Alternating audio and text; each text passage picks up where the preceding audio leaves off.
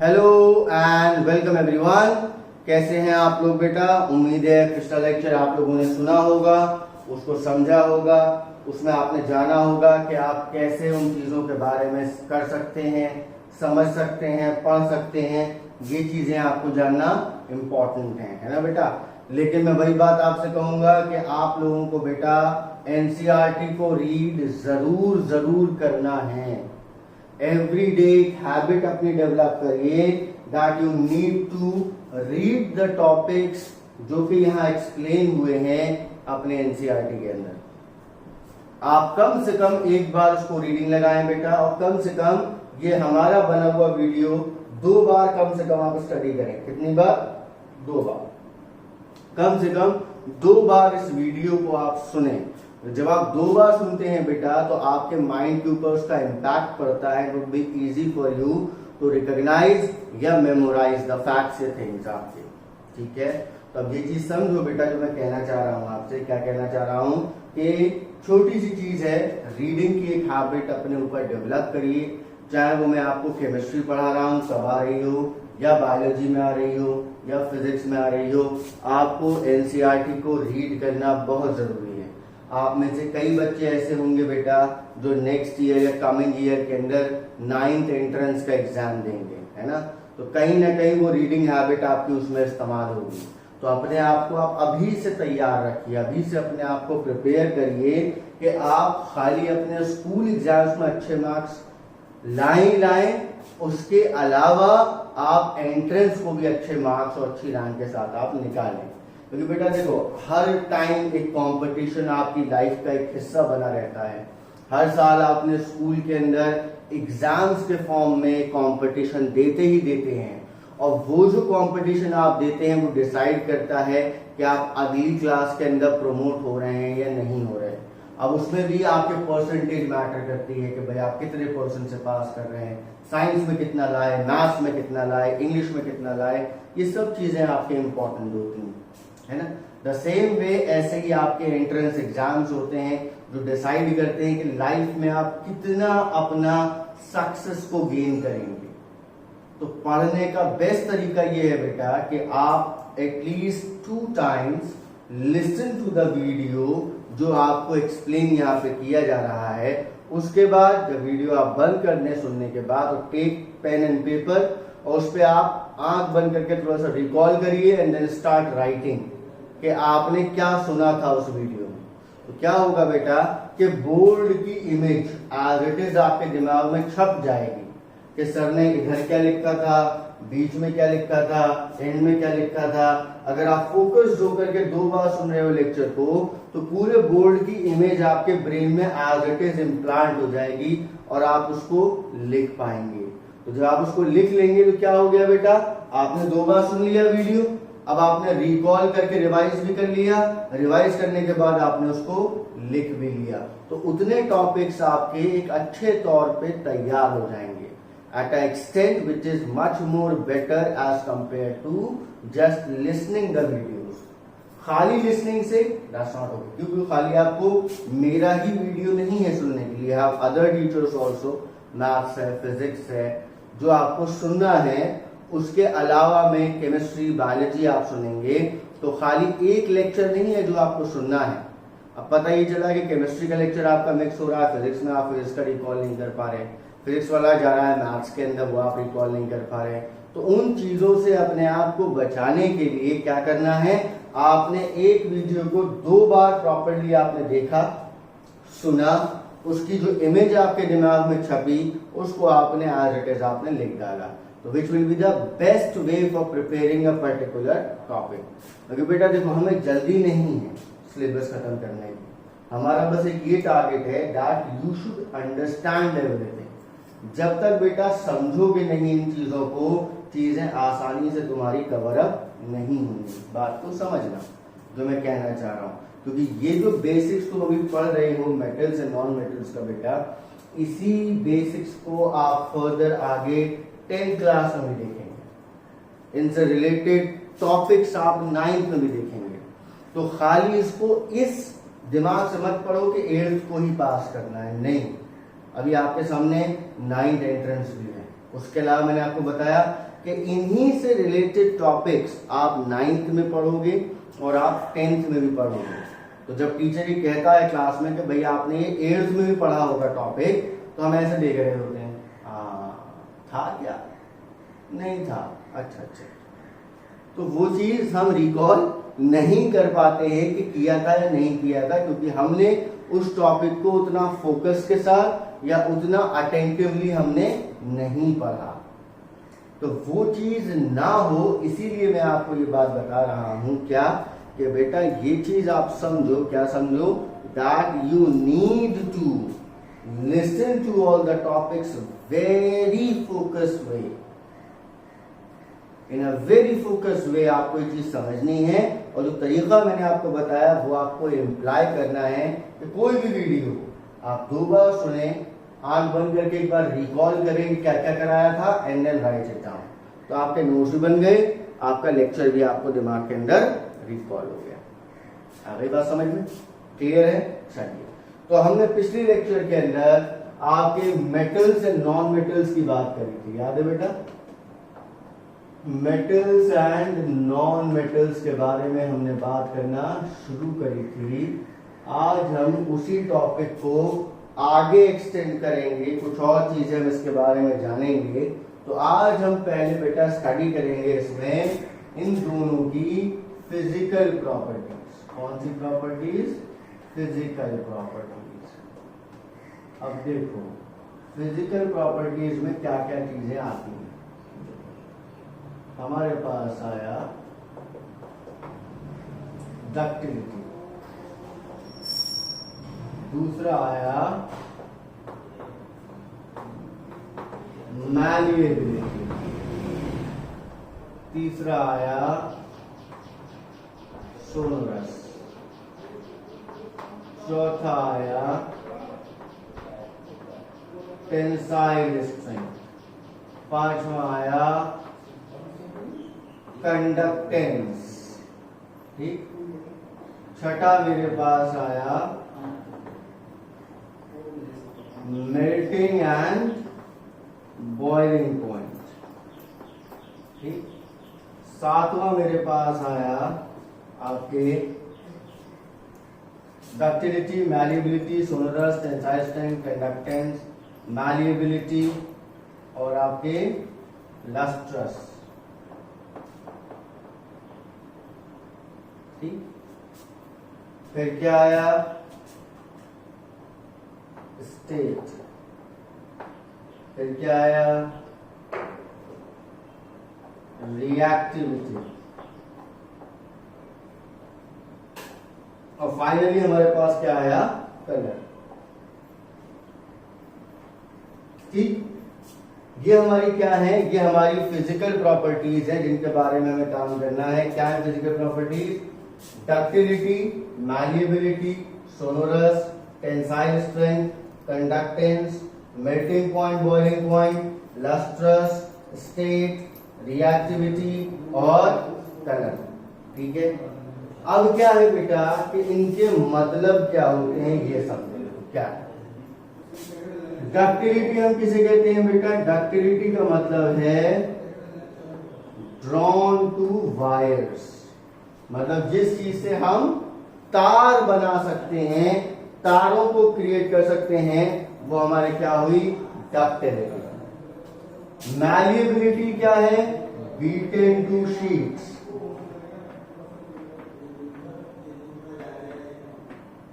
Sheets को बनाना, ठीक है। मतलब हम उसको हैमर से बीट करें और किसमें कन्वर्ट हो जाए? शीट्स में। देखो वो चादरें होती हैं मेटल्स की, जैसे अल्युमिनियम की चादरें होती हैं आपके लोहे की चादरें होती हैं आपके। तो वो जो चादर सी बनती है आपके, वो क्या कहलाती है? मैलिएबिलिटी, यानी कि बीटन इनटू शीट्स, शीट्स के फॉर्म में, चादर के फॉर्म में हमने उसको हैमर से मार मार करके क्या किया? हमने उसको शीट में कन्वर्ट कर दिया। सोनोरस,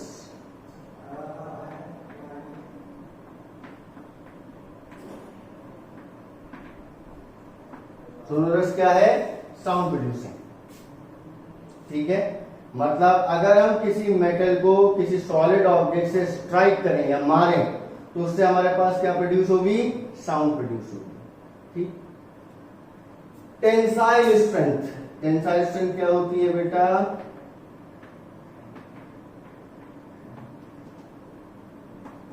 वेट होल्डिंग कैपेसिटी, मतलब कि कौन कितना वजन को उठा सकता है, किसमें वजन को बांध के रखने की ज्यादा कैपेसिटी होती है या ज्यादा क्षमता होती है, यह बात उसकी हो रही है। आ रही है बात समझ बेटा, कि कितना वजन कौन उठा सकता है, मेटल कितना वजन उठा सकते हैं और नॉन मेटल कितना वजन उठा सकते हैं, कि कौन टूटता नहीं है वजन से, तो ब्रेक नहीं होता। कंडक्टेंस, यहां क्या है बेटा, हीट एंड इलेक्ट्रिसिटी का पैसेज, यानी कि हीट एंड इलेक्ट्रिसिटी उसमें से पास हो रही है या नहीं हो रही है। मेल्टिंग एंड बॉइलिंग पॉइंट, यानी कि किस पॉइंट पे वो मेल्ट कर रहा है और बॉयल कर रहा है, यानी पिघल रहा है और उबल रहा है। मेल्ट होना यानी पिघलना और बॉयल होना यानी कि उबलना। ठीक। फिर आया लस्ट्रस, लस्ट्रस क्या दिखाता है बेटा, शाइनी अपीयरेंस, मतलब अगर आप बाहर से देखेंगे तो क्या होगा, चमक रहा होगा। ठीक है। फिर क्या आया, स्टेट, स्टेट में क्या है, कि वो सॉलिड है, लिक्विड है या वो गैस। रिएक्टिविटी, रिएक्टिविटी में क्या हुआ बेटा, कि वो हाई रिएक्टिव है, मॉडरेट है या लेस रिएक्टिव है। और कलर तो आप जानते ही हैं कि वो दिखने में किस रंग के हैं, वो चीज हमको पता चलेगी कलर से। ठीक है। तो ये क्या है बेटा, ये 10 आपके फिजिकल प्रॉपर्टीज हैं जिनके बारे में आपने जाना कि उनको वो पर्टिकुलर नाम जो हम दे रहे हैं वो क्यों दे रहे हैं। यानी अगर डक्टिलिटी का वर्ड आ रहा है तो डक्टिलिटी का मतलब क्या है, अगर मैलिएबिलिटी का वर्ड आ रहा है तो मैलिएबल का मतलब क्या है, अगर सोनोरस का वर्ड आ रहा है तो सोनोरस का मतलब क्या है। टेंसाइल स्ट्रेंथ किसे कहते हैं, कंडक्टेंस किसे कहते हैं। तो ये क्या है बेटा, ये वो 10 प्रॉपर्टीज हैं आपके जो मेटल एंड नॉन मेटल में किस तरीके से दिखने में मिलती हैं, वो हम यहाँ पे जानेंगे। बहुत ही सिंपल तरीके से बेटा, एक साथ मैंने आपके लिए यहाँ पे इसको प्रिपेयर किया है ताकि आपको अलग अलग ना देखना पड़े। अगर पूछा जाता है कि व्हाट इज डक्टिलिटी, डक्टिलिटी क्या है, ability of a substance to be converted into wires, मतलब तार में कन्वर्ट करने की जो क्षमता होती है किसी एक एलिमेंट की, या तार में तब्दील होने की जो ताकत है किसी एक एलिमेंट की, उसे हम क्या कहते हैं, डक्टिलिटी। मैलिएबिलिटी क्या है, property of an element to convert into sheets, एक ऐसी प्रॉपर्टी जिसमें एक पर्टिकुलर सब्सटेंस किसमें कन्वर्ट हो रहा है, शीट्स में। तो यहाँ पे क्या होता है कभी कभी बेटा कि डिफाइनिंग में आ जाता है कि डिफाइन करिए कि डक्टिलिटी क्या है, या मैलिएबिलिटी क्या है, या सोनोरस क्या है, या टेंसाइल स्ट्रेंथ क्या है, कंडक्टेंस क्या है, या मेल्टिंग एंड बॉइलिंग पॉइंट क्या है। तो आप बड़े आराम से इनको एज इट इज आप वहां पे लिख सकते हैं कि टेंसाइल स्ट्रेंथ क्या है, कि वेट होल्डिंग कैपेसिटी जो होती है किसी एक एलिमेंट की, वो क्या होती है, टेंसाइल स्ट्रेंथ। कि कंडक्टेंस क्या होती है, ability of heat and electricity to pass through an element is called as its conductance. कि उसमें से क्या पास हो पा रही है तो उसे हम क्या कहेंगे, कंडक्टेंस क्या कहेंगे। या ability of a substance to melt और boil is known as the melting and boiling point. आ रही है बात समझ में, क्या चल रही है कहानी। तो यहाँ पे क्या है, ये आपके सामने सारे मतलब दे रखे हैं इनके, जिनको आप आराम से डेफिनेशन में लिख सकते हैं। अब बेटा इनको हम एक साथ स्टडी करेंगे, मेटल्स में और नॉन मेटल्स में, दोनों में हम देखेंगे इनको एक साथ, ठीक है, ताकि आपको एक ही जगह पे एक चार्ट के फॉर्म में, एक टेबुलर रिप्रेजेंटेशन के फॉर्म में सब कुछ याद हो जाए कि कहां पे क्या चीज कैसे हो रही है। ठीक है, चलिए तो पहली प्रॉपर्टी देखो डक्टिलिटी है। डक्टिलिटी का मतलब क्या है? ये वायर्स में कन्वर्ट हो जाना। तो वायर्स में कन्वर्ट होने की कैपेसिटी मेटल्स में होती है, नॉन मेटल्स में नहीं होती। मैल्यूबिलिटी यानी शीट्स में तब्दील होना, अगर हम हैमर से मारें तो वो शीट्स में तब्दील हो जाए, तो मेटल्स जो है वो शीट में तब्दील होते हैं, नॉन मेटल्स नहीं होते। सोनरस, मेटल जितने भी हैं उनको अगर आप स्ट्राइक करेंगे सॉलिड सब्सटेंस से तो वो क्या करेंगे, उनमें से एक आवाज प्रोड्यूस होगी, लेकिन वो आवाज आपके नॉन मेटल्स में सुनाई नहीं देगी। मेटल्स की जो टेंसाइल स्ट्रेंथ है वो हाई होती है और इनकी कैसी होती है, लो। मतलब समझो, आपने कोई भी ब्रिज यानी पुल जिसे हम कहते हैं, पुल जब बनता है तो आपने हमेशा उसमें सुना होगा कि भाई आयरन का इस्तेमाल किया जा रहा है, लोहे को लगाया जा रहा है। कभी आपने ये सुना कि नॉन मेटल जैसे कि कार्बन या सल्फर इस्तेमाल किया जा रहा है किसके अंदर, आपके ब्रिज को बनाने में? कभी नहीं होता। तो क्यों ऐसा है, क्यों नहीं होता? वो इसलिए नहीं होता है क्योंकि क्या हो रहा है, हो ये रहा है कि भाई वजन को अपने पास होल्ड करने की जो कैपेसिटी है वो किसकी ज्यादा है, वो मेटल्स की ज्यादा है। तो भाई उस पर क्या होगा, ब्रिज के ऊपर से क्या निकलेंगी, कार्स भी निकलेंगी, बसेस भी निकलेंगे, ट्रक्स भी निकलेंगे, छोटे व्हीकल्स भी निकलेंगे, लोग पैदल भी निकलेंगे, स्कूटर, साइकिल, सब कुछ जाएगा। तो उसका वजन भी तो होल्ड करना है, चीजें निकल रही हैं उसमें से। तो वजन होल्ड करने की जो कैपेसिटी है अपने ऊपर वो किसकी है, वो मेटल्स के पास ज्यादा है, नॉन मेटल्स के पास नहीं है या उतनी नहीं है।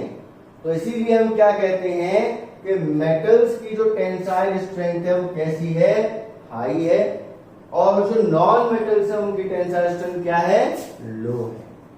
आ रही है बात समझ में? क्योंकि वजन जो है मेटल्स आसानी से होल्ड कर सकते हैं, नॉन मेटल्स नहीं कर सकते। इसीलिए मैंने आपको एग्जांपल दिया ब्रिज का, यानी पुल जो बनते हैं आपके एक तरफ से दूसरी तरफ जाने में, उनमें हम किसका इस्तेमाल करते हैं, उनमें हम इस्तेमाल करते हैं आयरन की रॉड्स का, आयरन के वायर्स का, आयरन के स्लैब्स का, आयरन की शीट्स का, ताकि उसकी स्ट्रेंथ बढ़ाई जा सके और जब उसके ऊपर से काफी सारा वजन गुजरे तो वो टूटे ना। अगर यही हम आयरन की जगह पे हम किसका इस्तेमाल कर रहे होते, किसी नॉन मेटल जैसे कार्बन, सल्फर या फास्फोरस, तो क्या वो वजन झेल पाता? नहीं झेल पाता, क्योंकि उतनी उसकी कैपेसिटी ही नहीं। तो वो कैपेसिटी मेंटेन रखने के लिए हमारे पास क्या कहानी है कि हम उनके अंदर आयरन के ऑब्जेक्ट्स का इस्तेमाल करते हैं। इसीलिए हम क्या कहते हैं कि टेंसाइल स्ट्रेंथ जो है वो मेटल्स की कैसी है, हाई है। ठीक, अब देखो, अब हमारे पास आया कंडक्टेंस। तो कंडक्टेंस की बात जब हम करते हैं तो मेटल्स जितने भी हैं वो सारे कैसे होते हैं, गुड कंडक्टर्स होते हैं। ठीक है, और नॉन मेटल जितने भी हैं बेटा वो पुअर कंडक्टर्स होते हैं। अब यहां पे आया एक एक्सेप्शन, क्या आ गया, एक एक्सेप्शन। क्या एक्सेप्शन आया? अब ये एक्सेप्शन क्या है, नॉन मेटल्स के अंदर, एक्सेप्ट डायमंड जो कि किसका है, हीट का गुड कंडक्टर है, और ग्रेफाइट जो कि किसका है, इलेक्ट्रिसिटी का। आ रही है बात समझ में? मतलब नॉन मेटल्स के थ्रू इलेक्ट्रिसिटी पास नहीं हो सकती है एक्सेप्ट डायमंड एंड ग्रेफाइट। अगर पूछा जाए कि भाई नॉन मेटल्स जो है वो क्या है बेटा, वो पुअर कंडक्टर है, काहे के, हीट और इलेक्ट्रिसिटी के, तो उनमें एक्सेप्शन क्या है, तो एक्सेप्शन किसका है, डायमंड का और ग्रेफाइट का। आ रही बस में, यानी कि डायमंड जो है वो अपने थ्रू हीट पास करा सकता है और ग्रेफाइट जो है वो अपने थ्रू इलेक्ट्रिसिटी को पास करा सकता है। ठीक है, डायमंड जो है वो किसको पास करा सकता है, हीट को, और ग्रेफाइट किसको पास करा सकता है, इलेक्ट्रिसिटी। ठीक है, आ रही बात समझ में, क्या चल रही है। फिर मेल्टिंग एंड बॉइलिंग पॉइंट आया हमारे पास। तो मेल्टिंग एंड बॉइलिंग पॉइंट की बात करें तो मेटल्स में कैसा होता है बेटा, मेटल्स का हाई होता है और नॉन मेटल्स का कैसा होता है बेटा, लो होता है। ठीक है, लस्ट्रस, मेटल जितने भी होते हैं बेटा उनका अपीयरेंस कैसा होता है, शाइनी होता है, यानी लस्टर की प्रॉपर्टी मेटल शो कराते हैं। और नॉन मेटल्स कैसे होते हैं, नॉन लस्टरस। यहां पे भी एक एक्सेप्शन आ गया, किसका एक्सेप्शन आया, एक्सेप्ट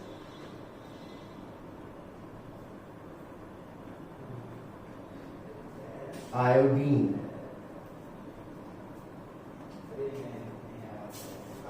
यानी कि आयोडीन इकलौता लस्ट्रस नॉन मेटल है, मतलब कि नॉन मेटल्स पे शाइन नहीं होती है, लेकिन आयोडीन इकलौता ऐसा नॉन मेटल है जिसके सरफेस के ऊपर क्या होती है, शाइन पाई जाती है, उसके अंदर शाइनी अपीयरेंस होता है। आगे बात समझ, तो शाइनी अपीयरेंस किसका है, आपके मेटल्स का। नॉन मेटल्स नॉन लस्ट्रस है एक्सेप्ट, एक्सेप्ट किसके, एक्सेप्ट आपके आयोडीन। आ रही बात समझ, ध्यान से देखो बेटा क्या बात कही जा रही है। यहां पे हम पूरे चार्ट या टेबुलर रिप्रेजेंटेशन में हम क्या कह रहे हैं, हम ये कह रहे हैं कि एक्सेप्शंस जो हैं वो इंपॉर्टेंट रोल प्ले कर रहे हैं। ये ध्यान रखिए, जितने भी एक्सेप्शंस हैं ये क्या कर रहे हैं, ये एक इंपॉर्टेंट रोल प्ले कर रहे हैं, क्योंकि एक्सेप्शंस हमको ये बताते हैं कि किस हिसाब से आपके पास चीजें बनी हुई हैं। ठीक है, क्वेश्चंस मोस्ट कॉमनली किस पे बनते हैं, एक्सेप्शंस पे बनते हैं। ठीक है, अब स्टेट, तो स्टेट की अगर मैं बात करूं तो मेटल्स जो होते हैं वो जनरली किस स्टेट में होते हैं बेटा, सॉलिड, एक्सेप्ट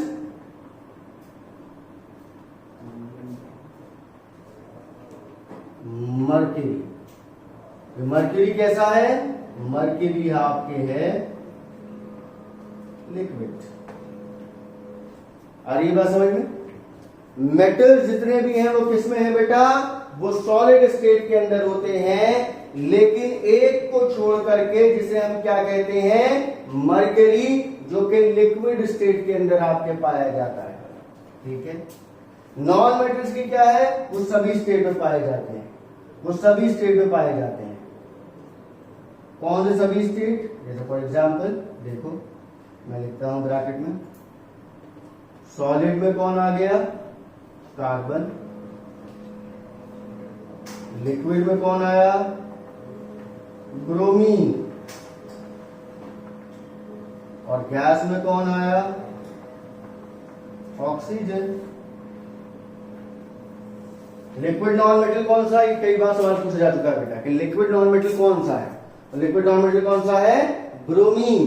ब्रोमीन जो है वो क्या है, लिक्विड नॉन मेटल्स है। अब रिएक्टिविटी देखें तो मेटल जितने भी होते हैं वो कैसे होते हैं, हाई रिएक्टिव होते हैं। जैसे फॉर एग्जांपल सबसे ज्यादा रिएक्टिव कौन से हैं, सोडियम एंड पोटेशियम, जिसको हम किसमें करते हैं, स्टोर्ड इन केरोसिन। इनकी रिएक्टिविटी इतनी हाई है कि अगर हम इनको हवा में ऐसे ही रख दें तो ये उसमें रिएक्ट कर जाएंगे, और अगर हम इनको जो है पानी में रखें तो पानी के साथ रिएक्ट कर जाएंगे। तो उन चीजों को बचाने के लिए हम इनको किस में स्टोर करते हैं, केरोसिन में।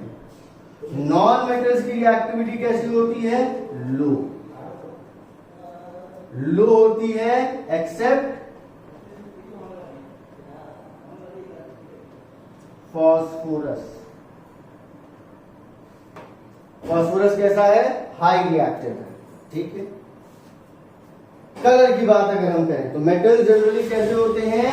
मेटल्स का कलर होता है ग्रे, एक्सेप्ट गोल्ड जो कैसा है? येलो, और कॉपर जो कैसा है?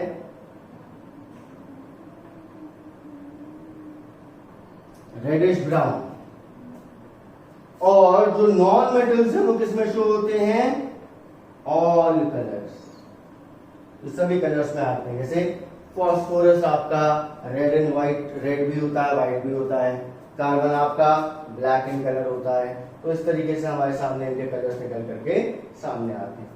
अब फॉस्फोरस को बेटा हम कहां स्टोर करते हैं? फॉस्फोरस को स्टोर किया जाता है वाटर में, याद रखना, इंपॉर्टेंट पॉइंट है। किसमें स्टोर करते हैं हम? वाटर में। फॉस्फोरस को वाटर में स्टोर किया जाता है। आगे बात समझ में? तो ये क्या है बेटा? ये ओवरऑल मैंने आपको सबको एक साथ समझाया है ताकि आप आसानी से इन चीजों के बारे में जान सकें, समझ सकें। अब यहां इंपॉर्टेंट क्या है? जितने भी एक्सेप्शंस है बेटा वो मैंने आपके लिए येलो से यहां पे लिख दिए हैं। सवाल एक्सेप्शंस पे ज्यादा आते हैं क्योंकि वो क्या है? वो कॉमन प्रॉपर्टी के अलावा की चीजों को एक्सप्लेन कर रहे हैं। तो जो कॉमन प्रॉपर्टी के अलावा की चीजों का एक्सप्लेनेशन है वो किससे हो रहा है? इन एक्सेप्शन से हो रहा है। तो ये आपको याद रखने हैं अच्छे से। ठीक है। अब बेटा देखो, अगले लेक्चर के अंदर हम डिस्कस करेंगे आपके केमिकल प्रॉपर्टीज के बारे में। जैसा मैंने आपसे कहा, इसको एक बार आप प्रॉपर्ली देखें, पढ़ें, 2 बार कम से कम इस वीडियो को देखें, उसके बाद एनसीईआरटी को रीड आउट करें और समझने की कोशिश करें। आ रही है बात समझ में? अगले लेक्चर में हम कुछ केमिकल प्रॉपर्टीज, केमिकल रिएक्शंस के बारे में डिस्कस करेंगे जो कि एक बेहद इंपॉर्टेंट टॉपिक है। ठीक है। तो इसको पढ़ें, समझें, जानें और इसके बारे में लिख लें। तो मिलते हैं अगले लेक्चर में। Till then, thank you very much. Like the video and subscribe the channel. Thank you very much.